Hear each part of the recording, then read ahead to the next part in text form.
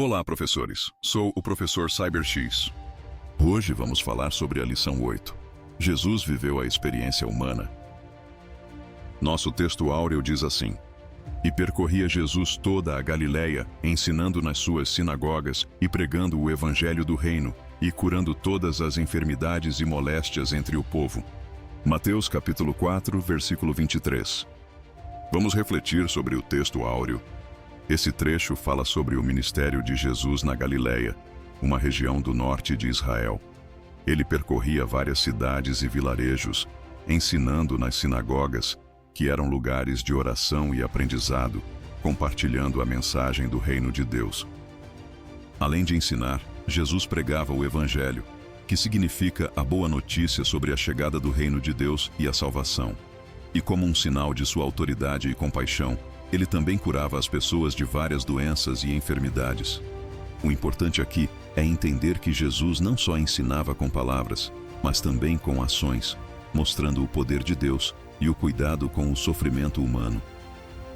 Sobre a verdade prática, diz assim: O Senhor Jesus Cristo teve vida social, amigos, parentes, interagia com as pessoas e era conhecido dos vizinhos e moradores de Nazaré, onde fora criado.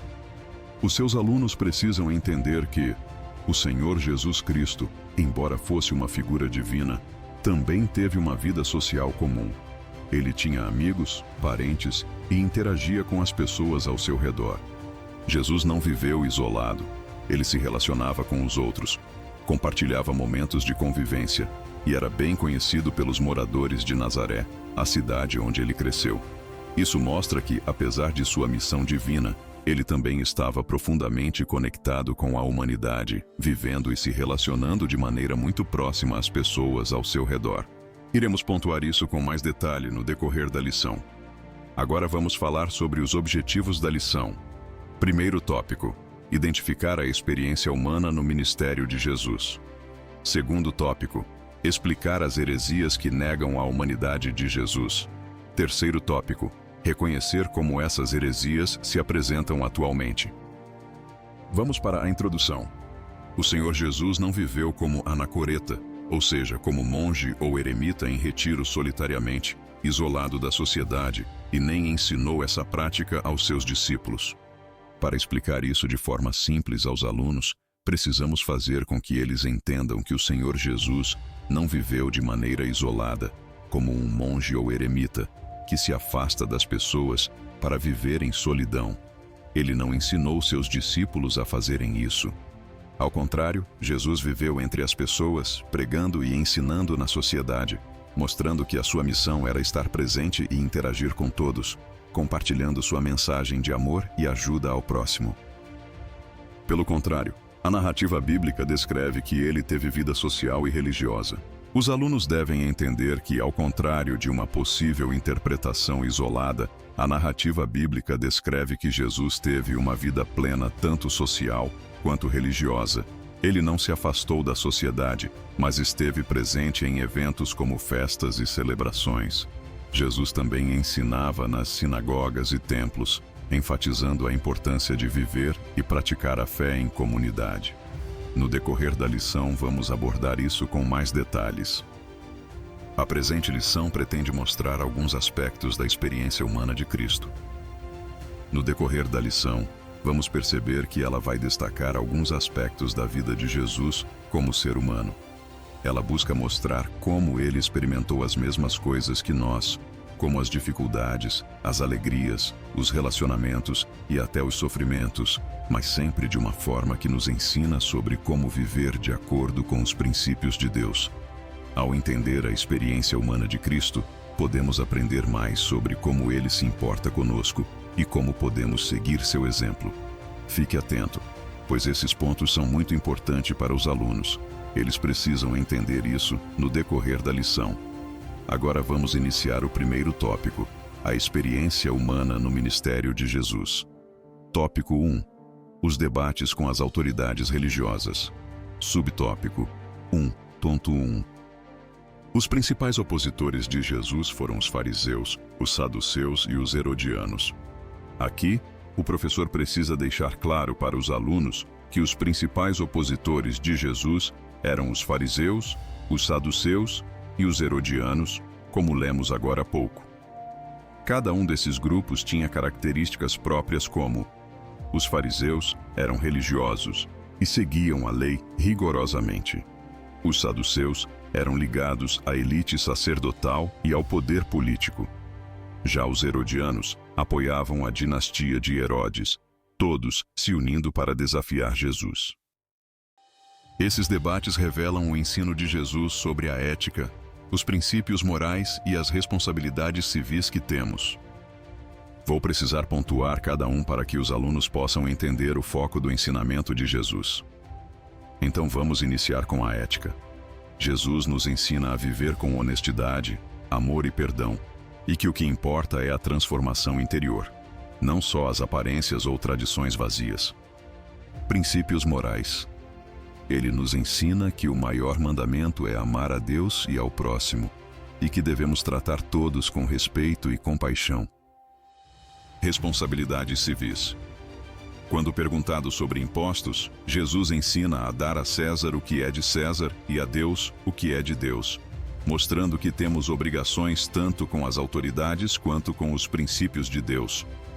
Esses ensinos nos ajudam a equilibrar nossas responsabilidades civis e espirituais com ética e amor. Letra A. Os fariseus. O nome vem do hebraico prushim, que significa separados, porque não concordavam com os saduceus. Defendiam a tradição acima das Escrituras, Mateus capítulo 15, versículo 3 e 6.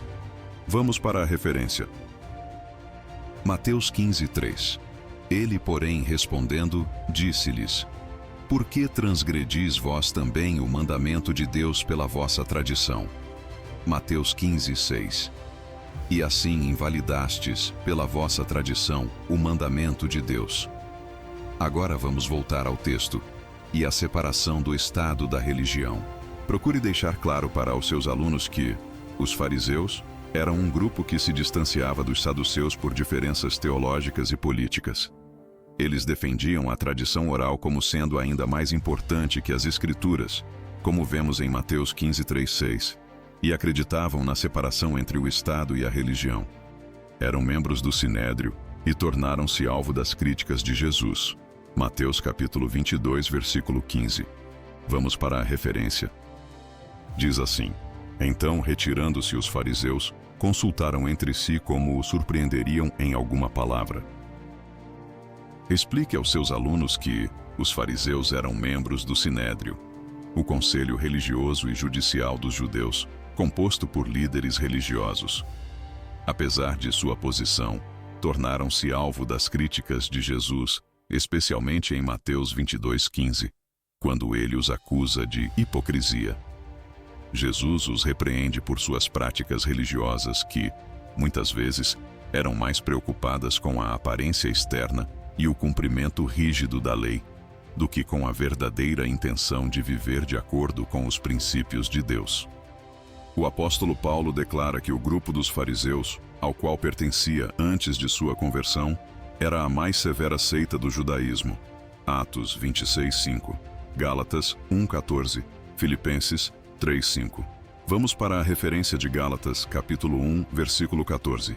Diz assim: E na minha nação, excedia em judaísmo a muitos da minha idade, sendo extremamente zeloso das tradições de meus pais.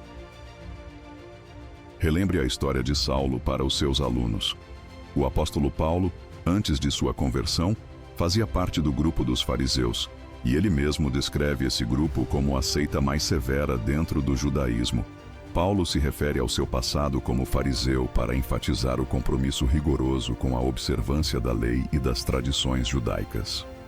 Ele destaca o zelo intenso que os fariseus tinham em seguir as normas religiosas, muitas vezes de forma legalista, acreditando que a pureza religiosa e a observância exata das Escrituras eram essenciais para a salvação.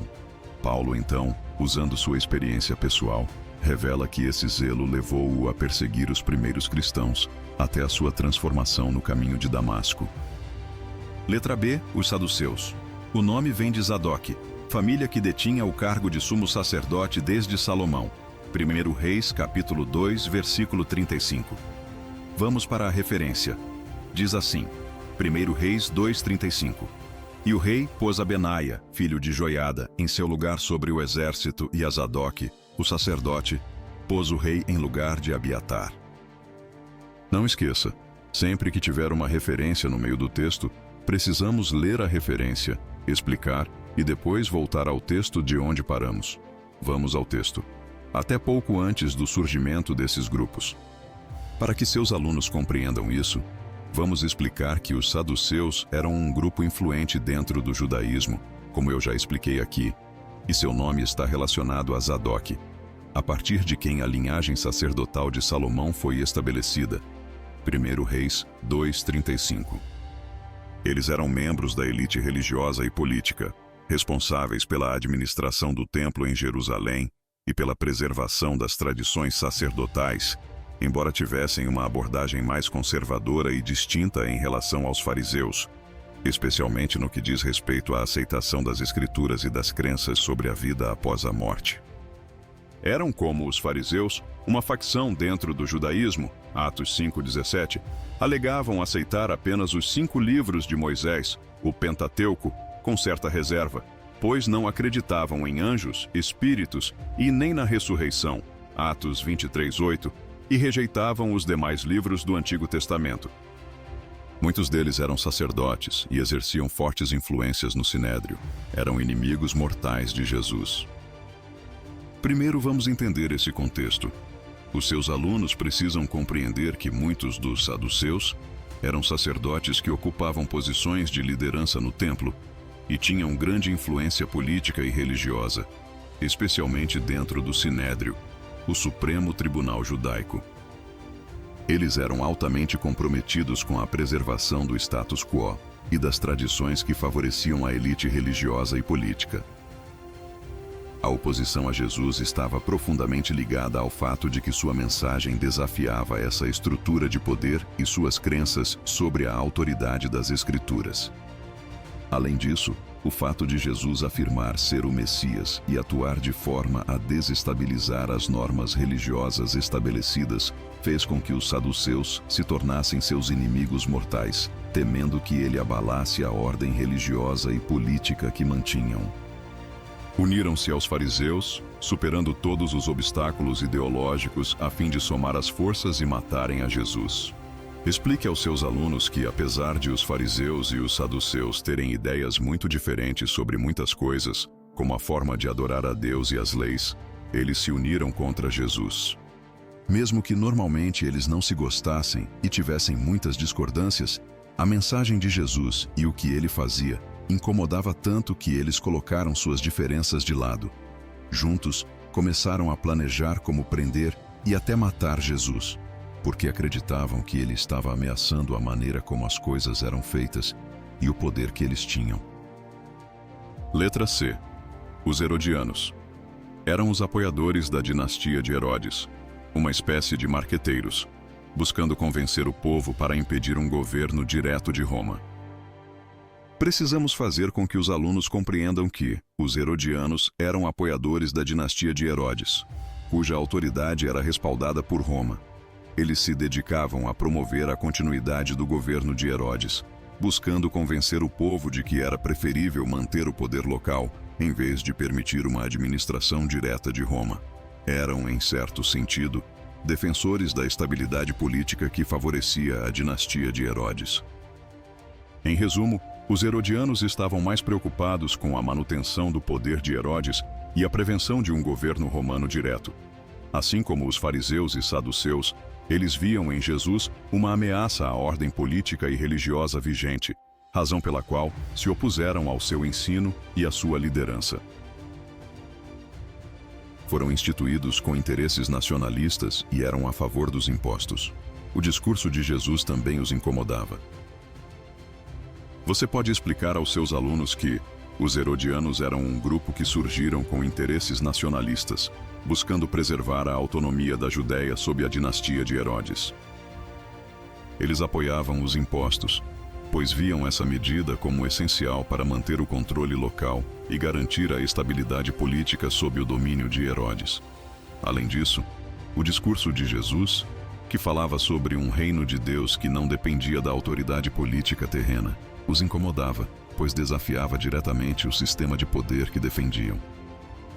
Resumindo, os herodianos eram aliados do governo de Herodes e apoiavam a cobrança de impostos como um meio de manter a ordem estabelecida. O ensino de Jesus, que propunha uma visão de liderança e poder completamente diferente, representava uma ameaça tanto para sua influência quanto para o sistema político que eles estavam tentando preservar. Formaram conselho com os fariseus com o propósito de matar Jesus e, assim, livrar-se dele. Marcos capítulo 3, versículo 6. Vamos ler a referência. Diz assim: E tendo saído os fariseus, tomaram logo conselho com os herodianos contra ele, procurando ver como o matariam. Vamos voltar ao texto. Estavam associados aos fariseus na questão do tributo. Mateus 22:16, Marcos 12:13. Procure fazer com que os alunos entendam que os herodianos, assim como os fariseus, formaram um conselho com o único propósito de eliminar Jesus, como vemos em Marcos 3:6. Sua principal preocupação era que Jesus representava uma ameaça ao poder político e religioso que ambos os grupos defendiam. Além disso, os herodianos se associaram aos fariseus em questões como o tributo a César, conforme relatado em Mateus 22:16 e Marcos 12:13. Embora seus objetivos políticos fossem diferentes, ambos viam em Jesus um perigo à estabilidade e à ordem estabelecida. Em resumo, os herodianos e fariseus, apesar de suas diferenças ideológicas, se uniram para destruir Jesus, principalmente por causa de suas ideias e ações que desafiavam tanto o poder religioso quanto o político da época. A questão do tributo a César é um exemplo de como esses grupos, juntos, procuraram enfraquecer a autoridade de Jesus. A vida social e religiosa de Jesus. Subtópico 1.2. O mestre participava de uma vida social intensa. A escolha dos seus discípulos como Filipe, André, Pedro e Natanael aconteceu num ambiente entre amigos. João capítulo 1, versículo 43 ao 46. Para que seus alunos compreendam isso, vamos explicar que Jesus não se limitava apenas aos momentos de ensino ou pregação. Ele vivia de forma integrada à sociedade da sua época, interagindo com as pessoas de maneira próxima e acessível. Ao escolher seus discípulos, ele não o fez de maneira formal ou isolada, mas em um ambiente que favorecia relacionamentos naturais, de amizade e confiança. Essa escolha de discípulos foi feita no contexto de uma convivência diária, algo que permitia aos futuros seguidores de Jesus conhecê-lo verdadeiramente antes de seguir seus ensinamentos. Em resumo, a vida de Jesus era marcada por interações pessoais profundas, onde ele não apenas transmitia lições, mas também construía relacionamentos autênticos, criando laços de amizade que serviam como base para seu ministério. Os 2 primeiros capítulos de Lucas apresentam um começo muito humano de Cristo, apresentando amigos, vizinhos, parentes, como Zacarias e Isabel. Os alunos devem entender que os 2 primeiros capítulos do Evangelho de Lucas apresentam um início profundamente humano para Cristo. Lucas nos descreve um Jesus inserido em uma rede de relacionamentos familiares e sociais, como vemos com personagens como Zacarias e Isabel, que são parentes de Maria. Esses primeiros capítulos destacam como Jesus viveu experiências humanas comuns, interagindo com amigos, vizinhos e familiares, mostrando sua conexão com o mundo ao seu redor, o que serve para reforçar sua verdadeira humanidade. Em resumo, Lucas estabelece um início de Cristo marcado pela interação com as pessoas, o que é essencial para entendermos sua jornada entre os homens. Ele não apareceu de forma isolada ou distante, mas esteve presente no cotidiano, construindo laços com aqueles ao seu redor desde o início de sua vida. Os filhos de Zebedeu, João e Tiago, Mateus 26:37, eram primos de Jesus. Zebedeu era um pescador da Galileia. Marcos capítulo 1, versículo 19 e 20. Vamos para a referência. Diz assim, Marcos 1:19, E passando dali um pouco mais adiante, viu Tiago, filho de Zebedeu, e João, seu irmão, que estavam no barco consertando as redes. Marcos 1:20, e logo os chamou. E eles, deixando o seu pai Zebedeu no barco com os empregados, foram após ele. Os alunos devem entender que os filhos de Zebedeu, João e Tiago, eram na verdade primos de Jesus. Zebedeu, o pai de Tiago e João, era um pescador da região da Galileia, como é mencionado em Marcos 1:19-20. Além de seu trabalho como pescador, ele fazia parte da rede social da Galileia, onde muitos dos primeiros discípulos de Jesus, incluindo seus filhos, estavam. A relação familiar entre João, Tiago e Jesus reforça a proximidade entre eles, sendo não apenas discípulos, mas também parentes próximos. Em resumo, João e Tiago, além de serem discípulos de Jesus, eram parte de sua família, ligados a ele por laços de sangue, o que aproximava ainda mais sua missão e seus ensinamentos. Voltando ao texto. E marido de Salomé, Mateus 27:56, Marcos 15:40. Irmã de Maria, mãe de Jesus, João 19:25. Precisamos fazer com que os alunos compreendam que Zebedeu, pai de João e Tiago, era casado com Salomé, como é mencionado em Mateus 27:56 e Marcos 15:40. Salomé era irmã de Maria, a mãe de Jesus, conforme indicado em João 19:25. Isso significa que João e Tiago, os filhos de Zebedeu, não eram apenas discípulos, mas também primos de Jesus, fortalecendo ainda mais a conexão pessoal e familiar entre eles. Em resumo, a relação entre Zebedeu, Salomé e a família de Jesus mostra que João e Tiago estavam intimamente ligados a ele, tanto como discípulos quanto como parentes próximos, o que refletia uma forte conexão emocional e espiritual. Lucas descreve o desenvolvimento físico e mental de Jesus, que crescia em estatura e em sabedoria. Lucas capítulo 2, versículo 40 e 52. Vamos à referência, diz assim. Lucas 2:40. E o menino crescia e se fortalecia em espírito, cheio de sabedoria, e a graça de Deus estava sobre ele. Lucas 2:52. E crescia Jesus em sabedoria, e em estatura, e em graça para com Deus e os homens. Aqui, Lucas descreve o crescimento de Jesus tanto em termos físicos quanto mentais. Em Lucas 2:40, é dito que o menino crescia e se fortalecia, cheio de sabedoria, destacando seu desenvolvimento físico. Já em Lucas 2:52, observamos que Jesus crescia em sabedoria, em estatura e em graça diante de Deus e dos homens. Isso nos mostra que, além de crescer fisicamente, Jesus também desenvolvia um profundo entendimento espiritual e sabedoria, alinhando-se com os propósitos divinos à medida que amadurecia. Em resumo, o Evangelho de Lucas enfatiza que Jesus teve um crescimento completo, não apenas como ser humano, mas também no entendimento e relacionamento com Deus e com as pessoas ao seu redor. Ele interagia com as pessoas independentemente de sua condição social e espiritual, publicanos e pecadores. Mateus capítulo 9, versículo 10 e 11. Vamos para a referência. Diz assim, Mateus 9, 10. E aconteceu que, estando ele em casa, sentado à mesa, chegaram muitos publicanos e pecadores, e sentaram-se juntamente com Jesus e seus discípulos. Mateus 9 e 11. E os fariseus, vendo isso, disseram aos seus discípulos: Por que come o vosso mestre com os publicanos e pecadores? Explique para os alunos que Jesus interagia com todas as pessoas, independentemente de sua condição social ou espiritual. Ele não se afastava de ninguém, incluindo aqueles considerados publicanos e pecadores, como é mencionado em Mateus 9, 10, 11.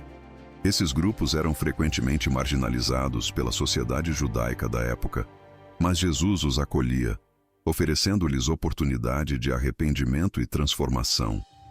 Esse comportamento revela a natureza inclusiva de seu ministério, onde o foco não estava nas aparências externas, mas na verdadeira necessidade espiritual das pessoas. Em resumo, a atitude de Jesus ao se relacionar com publicanos e pecadores mostra sua disposição de alcançar todos, sem exceção, para oferecer perdão e cura. independentemente de seu status social ou espiritual. Voltando ao texto. Fariseus e a mulher pecadora, Lucas 7, 37 e 39, e a mulher samaritana, João 4, 9 e 15. Veja que Jesus não se importava com o status social ou os erros das pessoas. Em Lucas 7, 37 e 39, ele aceita o gesto de uma mulher pecadora que ungiu seus pés com perfume, enquanto os fariseus a rejeitavam. Jesus a acolhe e ensina que ele veio para perdoar os pecadores. Outro exemplo é a mulher samaritana em João 4, 9 e 15. Apesar dos preconceitos entre judeus e samaritanos, Jesus conversa com ela e lhe oferece água viva, mostrando que sua mensagem de salvação é para todos, independentemente de sua origem ou passado. Em resumo, essas histórias mostram como Jesus acolhia e oferecia perdão a todos, sem julgamentos, tornando sua mensagem acessível a qualquer pessoa. Vamos para o próximo subtópico. Características próprias do ser humano. Subtópico 1.3. Jesus nasceu de uma mulher, embora gerado pela ação sobrenatural do Espírito Santo. Seu nascimento, contudo, foi normal e comum como o de qualquer bebê. Lucas capítulo 2, versículos 6 e 7. Vamos para a referência. Lucas 2, 6. E aconteceu que, estando eles ali, se cumpriram os dias em que ela havia de dar à luz. Lucas 2, 7. E deu à luz o seu filho primogênito, e envolveu-o em panos, e deitou-o numa manjedoura, porque não havia lugar para eles na estalagem. Explique aos seus alunos que, embora Jesus tenha sido gerado pela ação sobrenatural do Espírito Santo, seu nascimento foi tão normal e comum quanto o de qualquer outro bebê. Ele nasceu de uma mulher, Maria, e passou por todo o processo natural de nascimento, como descrito em Lucas 2, 6, 7. Isso nos mostra que, embora sua concepção tenha sido divina, sua entrada no mundo foi através de uma experiência humana, compartilhando com todos os aspectos da vida humana. Em resumo, Jesus, apesar de sua origem divina, nasceu de maneira humana, vivendo uma experiência comum de nascimento, o que reforça sua total identificação com a humanidade. Ele sofreu, chorou e sentiu angústia. Hebreus capítulo 13, versículo 12, Lucas 19, 41, Mateus 26, 37. Vamos para a referência. Diz assim: Hebreus 13, 12. E por isso também Jesus, para santificar o povo pelo seu próprio sangue, padeceu fora da porta. Voltando ao texto, sentiu sono, fome, sede e cansaço. Mateus 8, 24, João 4, 6, 19 e 28. Jesus morreu.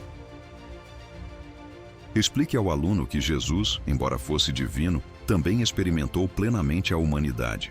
Ele sofreu, chorou e sentiu angústia, como descrito em Hebreus 13, 12, Lucas 19, 41 e Mateus 26, 37. Além disso, passou por necessidades físicas como sono, fome, sede e cansaço, conforme vemos em Mateus 8, 24, João 4, 6 e João 19, 28. Ele compartilhou as experiências humanas mais profundas, incluindo a morte, mostrando a totalidade de sua humanidade. Em resumo, Jesus, apesar de sua natureza divina, viveu como qualquer ser humano, passando por sofrimento, necessidades físicas e até a morte, demonstrando sua verdadeira identificação com a humanidade. A diferença é que não ficou morto como qualquer pessoa, mas ressuscitou ao terceiro dia, passando pelo ardor da morte. 1 Coríntios capítulo 15, versículo 3 e 4. Vamos para a referência. Diz assim: 1 Coríntios 15, 3. Porque primeiramente vos entreguei o que também recebi, que Cristo morreu por nossos pecados, segundo as Escrituras. 1 Coríntios 15, 4. E que foi sepultado, e que ressuscitou ao terceiro dia, segundo as Escrituras. Para que os alunos compreendam isso, a passagem de 1 Coríntios 15, 3, 4 afirma que Jesus morreu, foi sepultado e ressuscitou ao terceiro dia.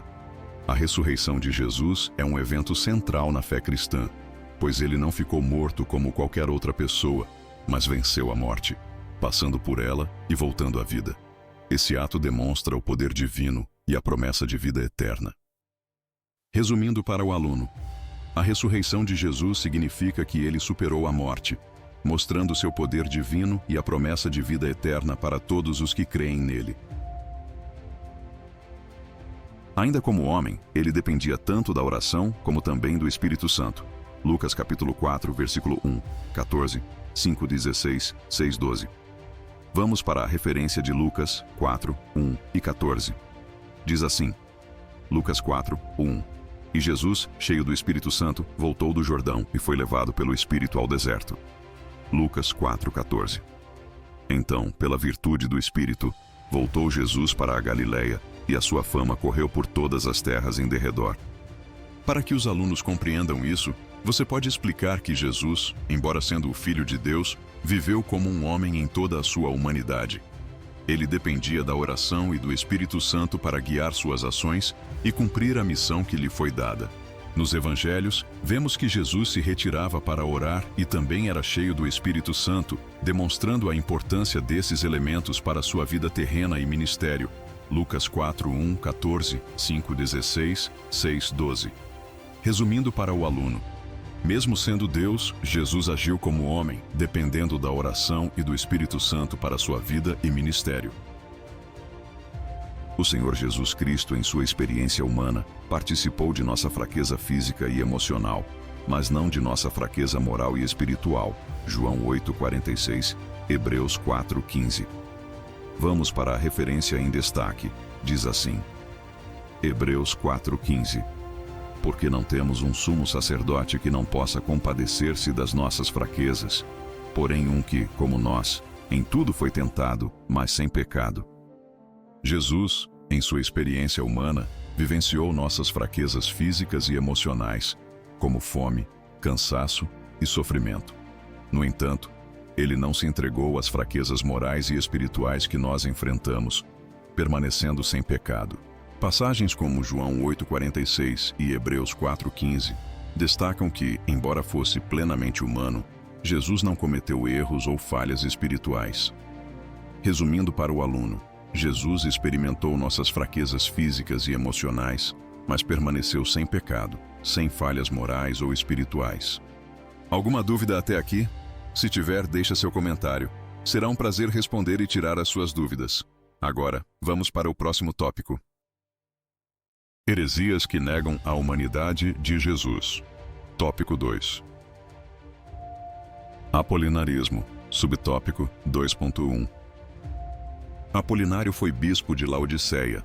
Nasceu provavelmente em 310 d.C. e morreu em 392. O apolinarismo é a doutrina que nega que Jesus encarnado teve espírito humano. Apolinário de Laodiceia foi um bispo que viveu entre 310 e 392 d.C., como citei agora há pouco, e é conhecido por sua doutrina chamada apolinarismo. Essa doutrina defendia que, embora Jesus fosse plenamente humano em corpo e alma, ele não possuía um espírito humano. Em vez disso, o Logos, a palavra, que é a segunda pessoa da Trindade, teria tomado o lugar do espírito humano de Jesus. Essa ideia foi considerada herética pela Igreja, pois contradizia a crença de que Jesus era completo, tanto em sua divindade quanto em sua humanidade. Resumindo para o aluno, Apolinário de Laodiceia defendia que Jesus não tinha espírito humano, mas que o Logos ocupava esse lugar, o que foi rejeitado pela Igreja como uma heresia.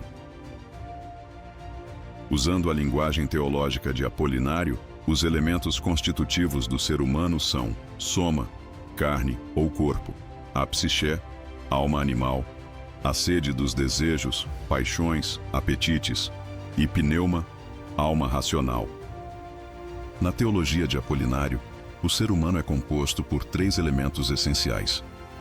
Soma, o corpo ou carne, a parte material do ser humano. Psiché, a alma animal, que representa a sede dos desejos, paixões e apetites, ou seja, a dimensão emocional e instintiva.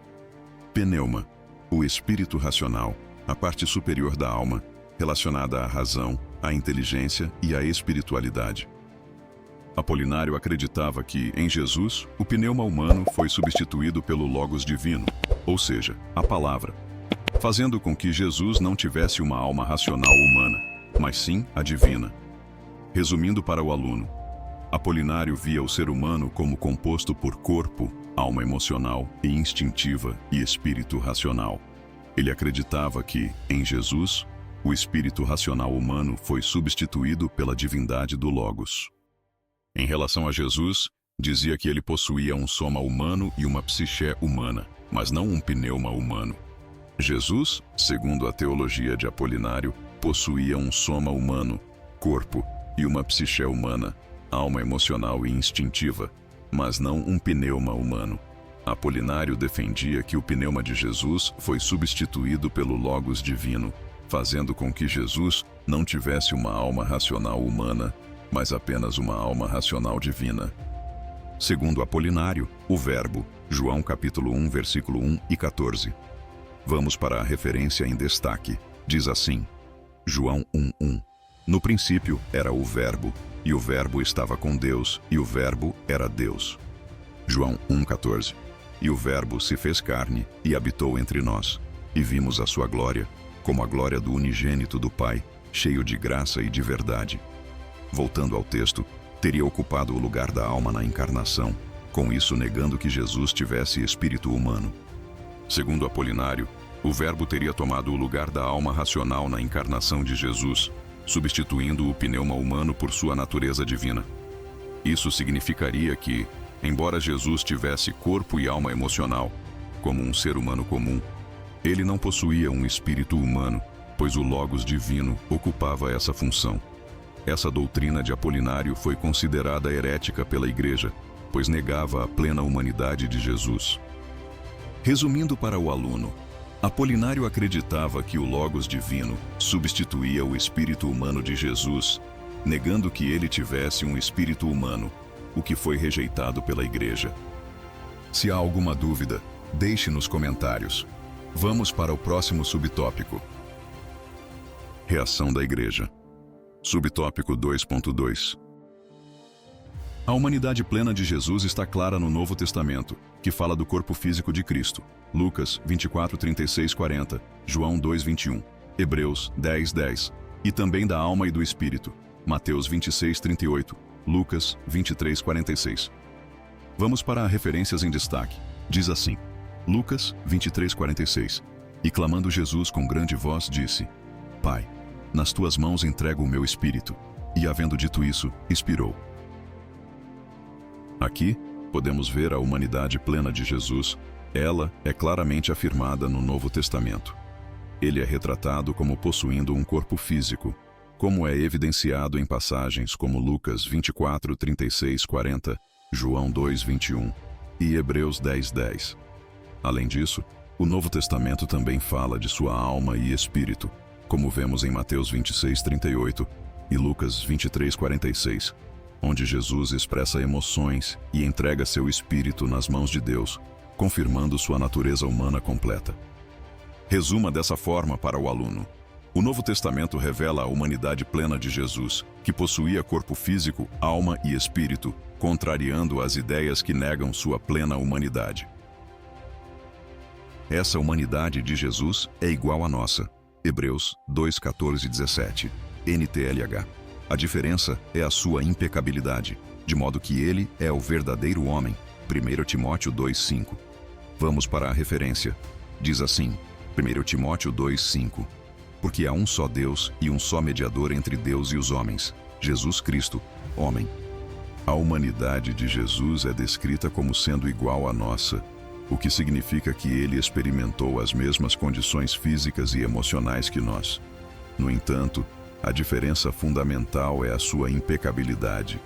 Jesus não pecou, mesmo sendo plenamente humano. Ele é o verdadeiro homem, como afirma 1 Timóteo 2:5, pois é o modelo perfeito de humanidade, sem pecado, e a única mediação entre Deus e os homens.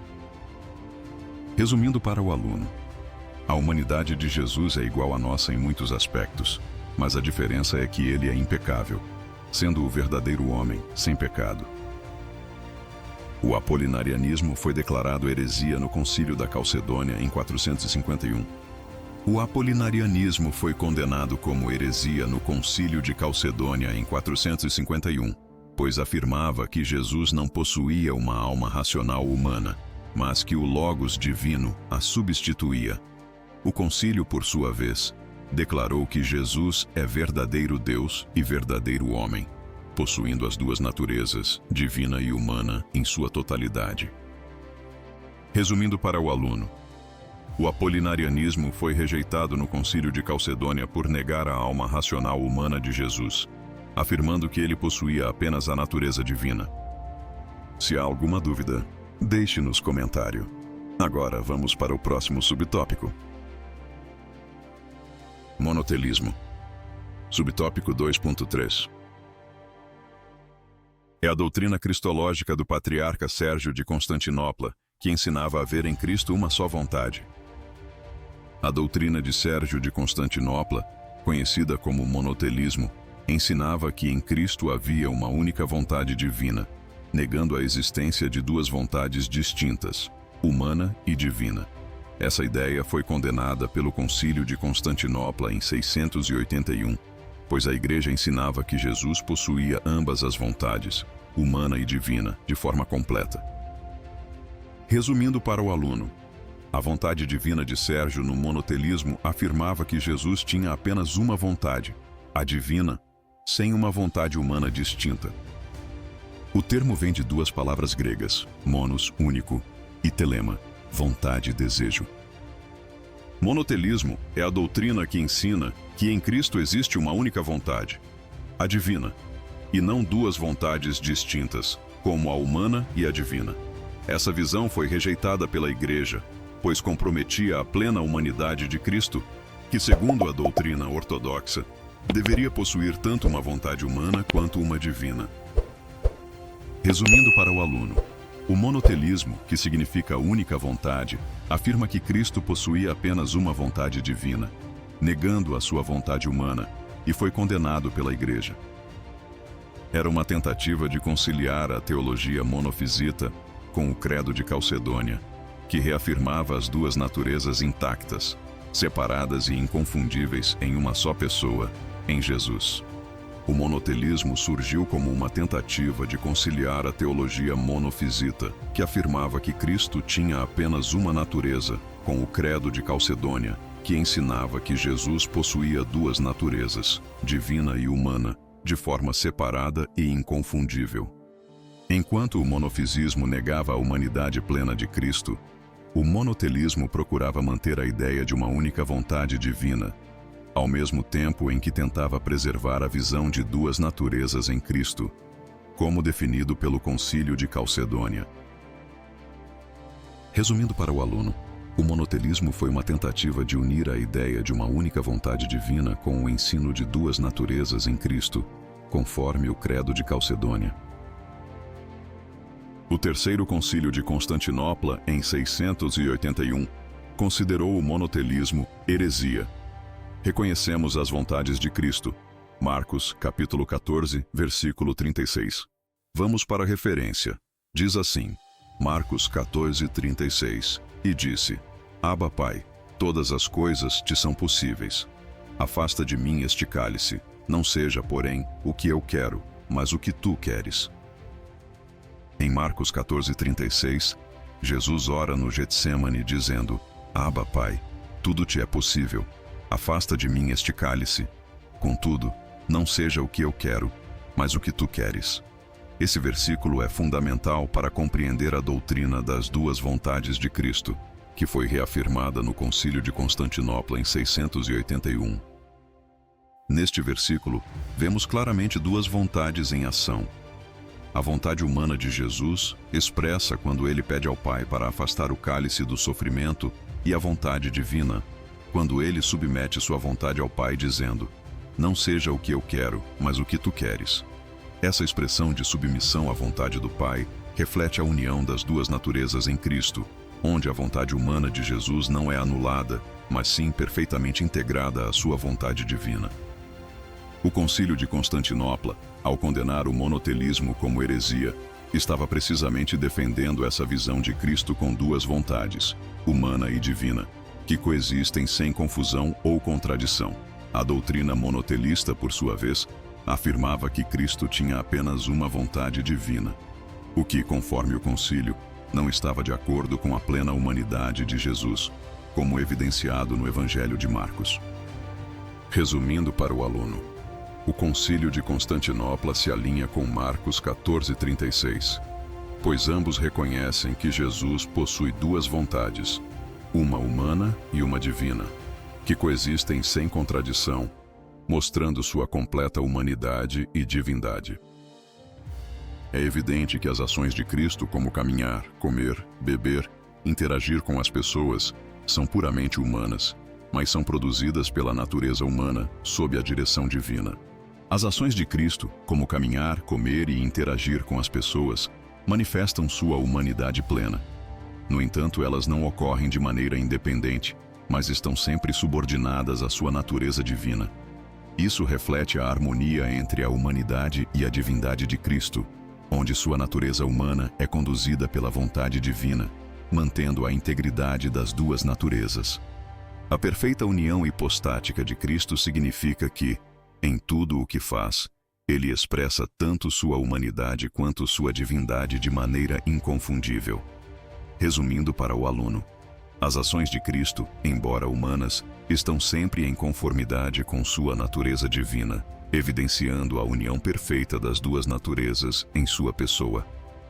Ao perdoar pecados, era a manifestação da vontade de Cristo na natureza divina. Lucas capítulo 5, versículo 20 ao 22.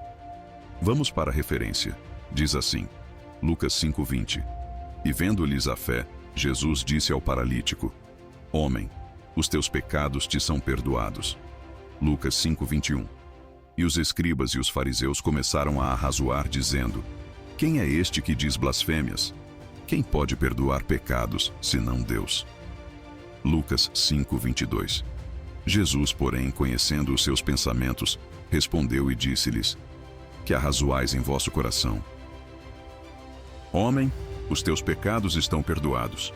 Quando os fariseus e os mestres da lei questionam essa ação, Jesus responde mostrando que ele tem autoridade para perdoar pecados, o que é uma clara manifestação de sua natureza divina. Essa referência concilia-se perfeitamente com o texto sobre a vontade de Cristo sendo manifesta na sua natureza divina ao perdoar pecados. O perdão dos pecados não é uma ação meramente humana, mas algo que só a divindade pode realizar, pois somente Deus pode perdoar pecados. Ao agir dessa maneira, Jesus não apenas demonstra sua humanidade, mas também revela sua autoridade divina, indicando que sua natureza humana e divina estão perfeitamente unidas. Resumindo para o aluno, em Lucas 5:20 e 22, o perdão dos pecados de Jesus é uma manifestação de sua natureza divina, já que somente Deus tem autoridade para perdoar pecados. Isso mostra a perfeita união das duas naturezas em Cristo. Sofrônio, patriarca de Jerusalém em 633, refutou o monotelismo dizendo que existe em Jesus duas vontades, sendo a humana submissa à divina. Em 633, Sofrônio, patriarca de Jerusalém, levantou uma importante refutação ao monotelismo, que afirmava que Cristo possuía apenas uma vontade divina. Ele declarou que, em Jesus, existem duas vontades, uma humana e uma divina. No entanto, a vontade humana de Cristo nunca age de forma independente, mas é sempre submissa à sua vontade divina. Isso não diminui a verdadeira humanidade de Jesus, mas a exalta, pois ele vive plenamente como homem, sem abdicar de sua natureza divina. A harmonia entre essas duas vontades é a expressão máxima da união perfeita entre o divino e o humano em Cristo, como proclamado pelo Concílio de Calcedônia. Resumindo para o aluno, Sofrônio afirma que, em Jesus, há duas vontades que coexistem sem conflito, sendo a humana submissa à divina, revelando a harmonia perfeita entre as duas naturezas em Cristo. Professor, agora vamos iniciar o próximo tópico. Alguma dúvida até aqui? Se tiver, deixa seu comentário. será um prazer responder e tirar as suas dúvidas. Próximo tópico. Como essas heresias se apresentam nos dias atuais. Tópico 3. Quais países Jesus visitou quando esteve entre nós? Subtópico 3.1. Podemos afirmar que Jesus visitou durante sua vida terrena 3 países: Egito, Mateus capítulo 2, versículo 14 e 15. Vamos para a referência. Diz assim, Mateus 2,14. E levantando-se ele, tomou o menino e sua mãe de noite e foi para o Egito. Mateus 2,15. E esteve lá até a morte de Herodes, para que se cumprisse o que foi dito da parte do Senhor pelo profeta, que diz: Do Egito chamei o meu filho. Vamos voltar ao texto. Israel, o centro de suas atividades, e Fenícia, atual Líbano. Mas não faltam crenças bizarras sobre a vida de Jesus. No próximo slide abordarei essa parte sobre não faltam crenças bizarras sobre a vinda de Jesus e explicarei por que são rejeitadas pela tradição cristã ortodoxa. Podemos afirmar, com base em Mateus 2,14 e 15, que durante sua vida terrena, Jesus esteve em 3 países: o Egito, onde se refugiou com seus pais para escapar da perseguição de Herodes; Israel, que foi o centro de suas atividades e ministério; e a Fenícia, região que corresponde ao atual Líbano, onde ele também realizou curas e ensinamentos. A referência de Mateus 2,14 e 15 confirma a estada de Jesus no Egito, cumprindo a profecia de que ele seria chamado de volta do Egito.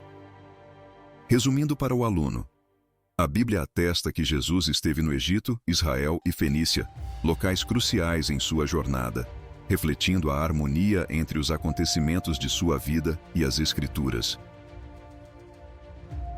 Não somente o movimento Nova Era, mas vários grupos ocultistas costumam ensinar que Jesus esteve na Índia, e os Mormons declaram que ele esteve nos Estados Unidos. Não apenas o movimento da Nova Era, mas diversos grupos ocultistas promovem a crença de que Jesus teria viajado à Índia em busca de sabedoria espiritual, uma teoria que carece de qualquer base nas Escrituras ou na história. Além disso, os Mormons, uma seita religiosa com doutrinas próprias, afirmam que Jesus esteve nos Estados Unidos após sua ressurreição, uma ideia que também não encontra respaldo nos textos bíblicos canônicos. Tais crenças são vistas como distorções da verdadeira narrativa sobre a vida de Cristo, sendo rejeitadas pela tradição cristã ortodoxa. Resumindo para o aluno, essas teorias sobre as viagens de Jesus à Índia ou aos Estados Unidos não têm fundamento nas Escrituras e são consideradas invenções sem base histórica. A Bíblia, ao contrário, descreve com clareza os locais e eventos essenciais da vida de Jesus. A Bíblia, porém, nada disso menciona e ensina-nos a rejeitarmos as fábulas. 1 Timóteo capítulo 4, versículo 7. Vamos para a referência. Diz assim, 1 Timóteo 4, 7. Mas rejeita as fábulas profanas e de velhas, e exercita-te a ti mesmo em piedade.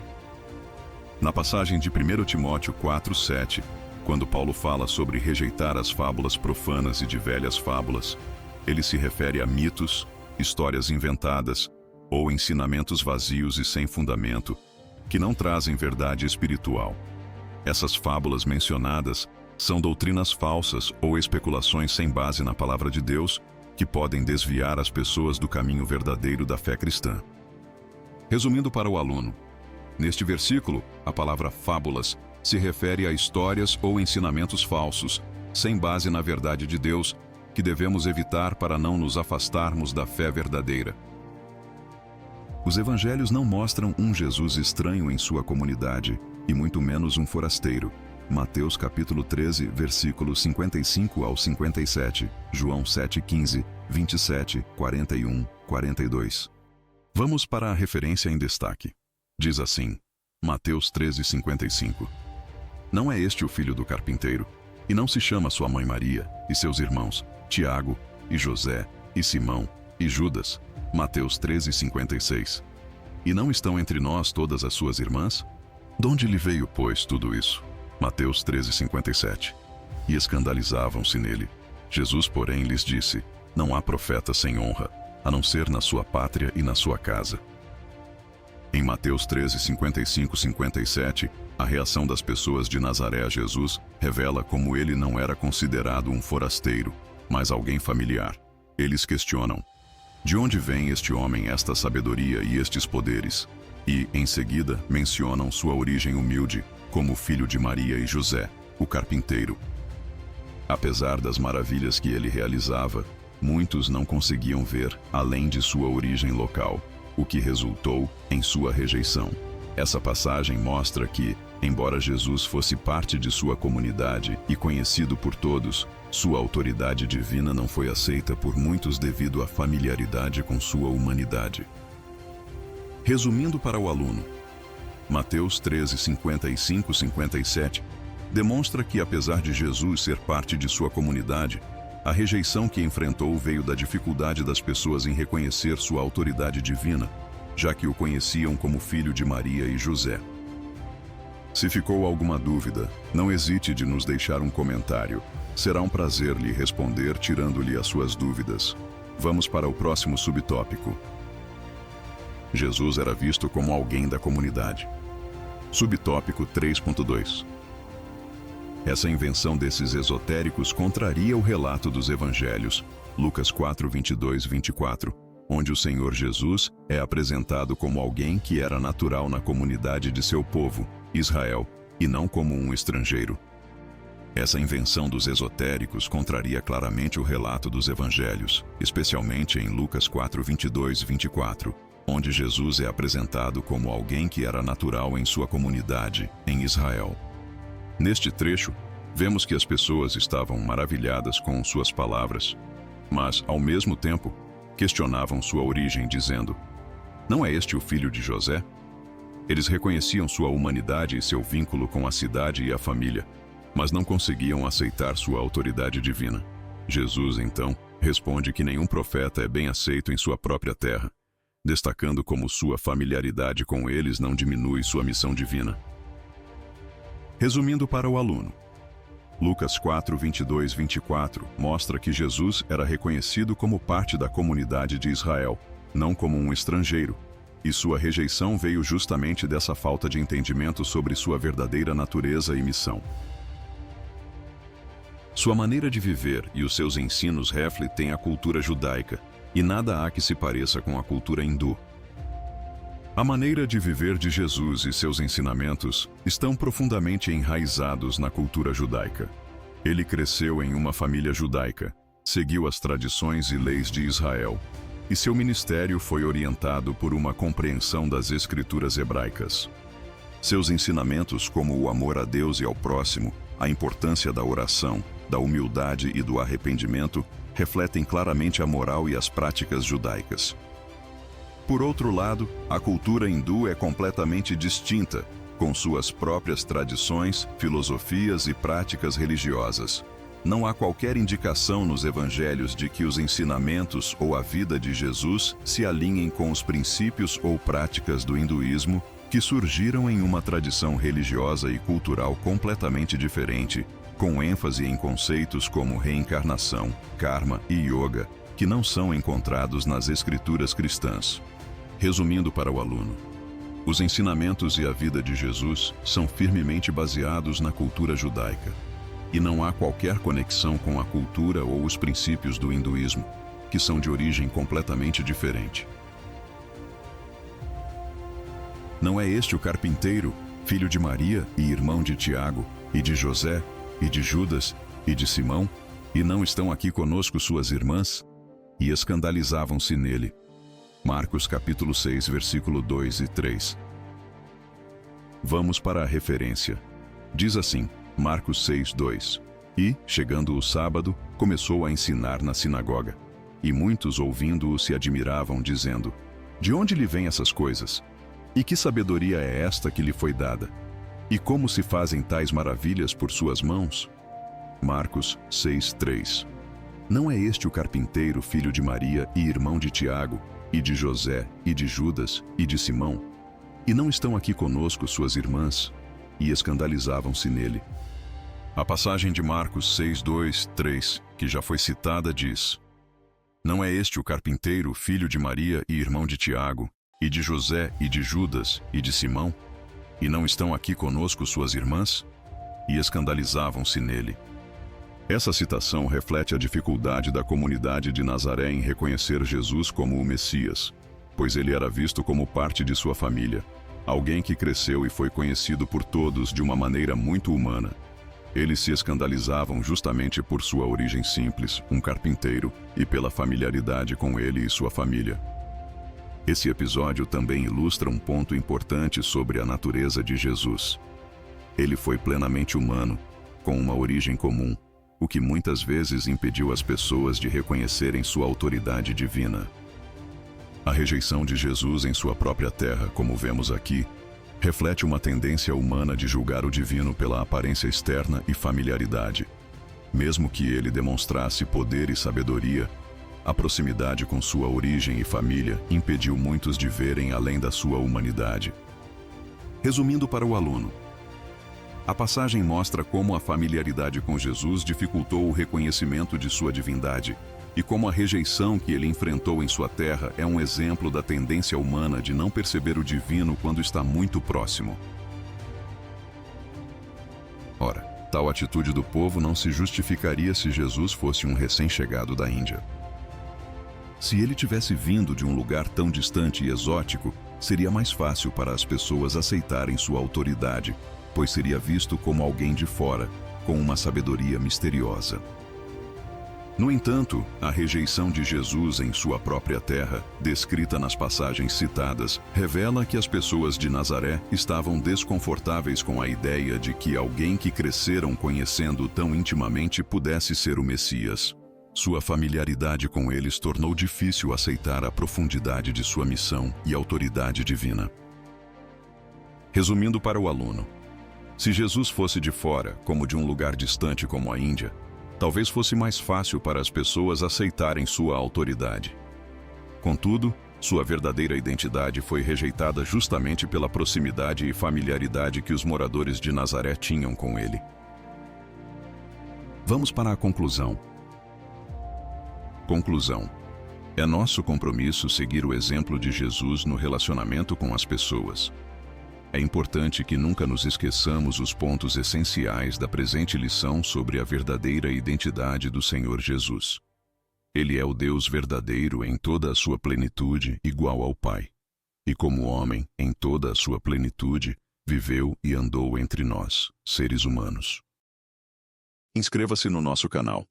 Aqui você encontrará conteúdos ricos e edificantes para aprofundar seu aprendizado na Escola Bíblica Dominical. Nossos slides são autoexplicativo, imagens de alta qualidade e ilustrativas se ajustando ao seu texto. Deus abençoe. E até o próximo vídeo.